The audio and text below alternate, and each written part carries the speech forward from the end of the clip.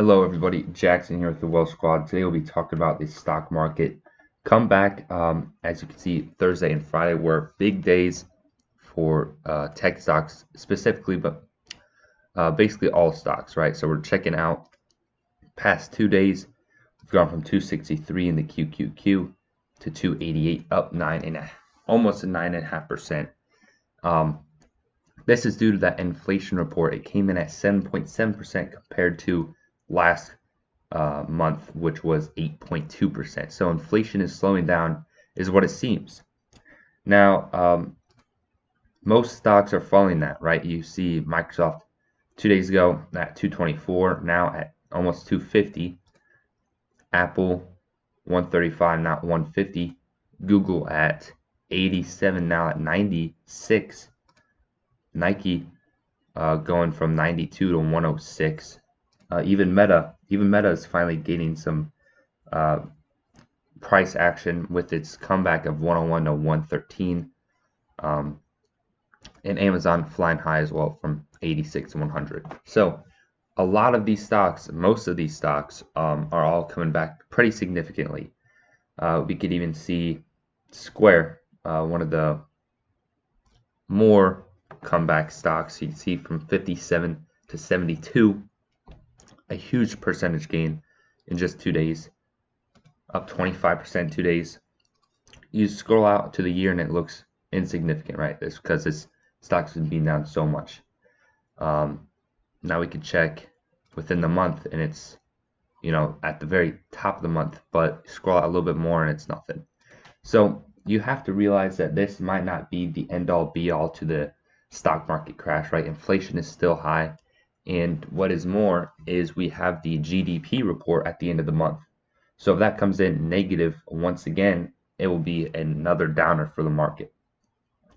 But recently what's held the market down is, inflation fears and then that crypto blow up with FTX that we've been talking about in the past couple of videos. Since that has kind of all come and passed, inflation is still here, although it's slowing down. We just have to worry about, the GDP report and not too many companies bombing their earnings. Earnings season is, fortunately behind us in this case, so we don't have to worry about that. But I do think we are going to see a nice gain here. But what I'm saying about this is not the end all be all to the bear market is because you can see in June 17th to August, the market rose 17%. All right, 17% in 60 days. Then we continue to crash and fall even more, right? SPY was at 348. All right, so from 348 to 398 or 349, whatever, 30 days, 29 days, up 14%. So this is not even the biggest gain that we've seen. And I don't think it will be the last, right? It could definitely be. It could be a strong comeback from here. But it's actually important to note is you could see the market supposedly bottomed out on October 13th, right? Go QQQ, same thing. Apple, basically the same thing, right? Google, not at all. Not at all.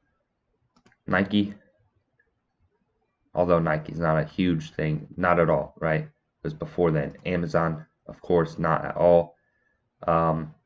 Google and then Microsoft, we can see October 13th. Nope, they fell way more than that.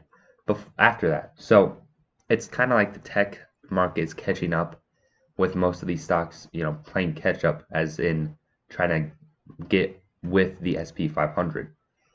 So it seems like we've been flying high for the past couple of like 2.5 weeks, or since October 13th. So essentially a month now, we've been above lows.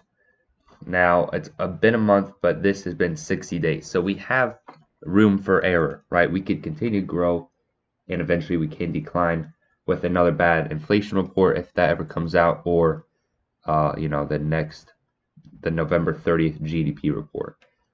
Besides that, guys, the gains are nice. I would not sell anything because, I talked about this is only a 14% gain compared to 17% over 30 days compared to 60 days. So we could have more to go.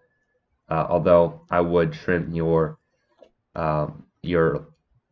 what would I call this? It's like one of your risky stocks, right? You don't really know too much about it. You just bought it in and it's making you some money. I'd sell those, right? You want to take some profit.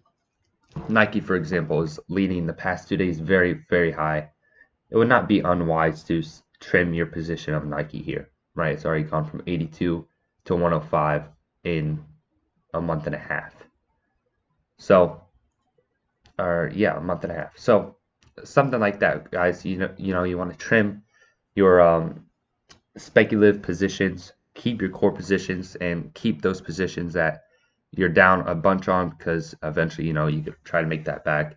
But positions that you just started recently and they're up a ton, I'd consider selling those. Besides that, I'd still hold and wait for, the market to eventually recover a couple months or years potentially down the line, or just for this rally to get near the end, which I don't think it's at right now. But that's the video, guys. Hopefully you are making some money out there. Finally, we're seeing some relief in the markets. It's good to see some green eventually. And that's it. I will see you Monday. Thanks for watching.